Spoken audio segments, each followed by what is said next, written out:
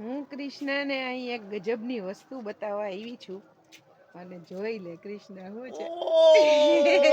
વાહ રીંગણું છે આવડું મોટું, જોરદાર રીંગણું વાહ વાહ આવ્યું વાહ, છે. સવારે તો મસ્ત ફ્લાવર દેખાતા હતા જોરદાર.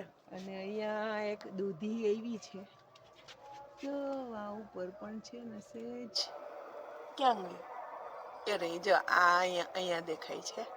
અચ્છા એરે ઓકે ઓકે.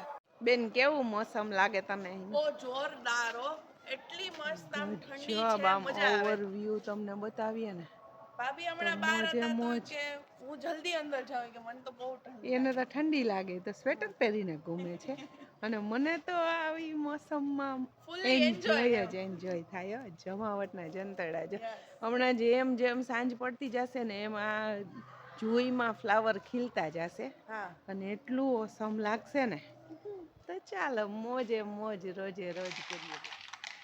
ગૃહ ઉદ્યોગ ખોલ્યો છે માંડવીના બીને ટ્રાન્સફર કરવાના.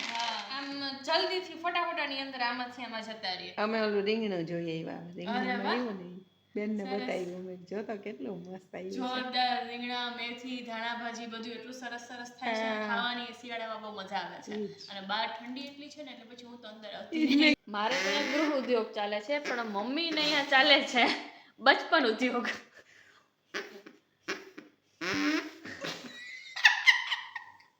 ઓલી બાર ઓલી ગાંડી મેલ થઈ ને હા તો એને પત્તું તોડી એવી હતી એટલે સરખું બનાવીએ ને જો આ બીજું તમે બનાવતા જેમ કહેતા હતા કે તમે નાના હતા ને પાંદડાની પપોડી બનાવતા આ જ ને પીપરના પાનની કરતા.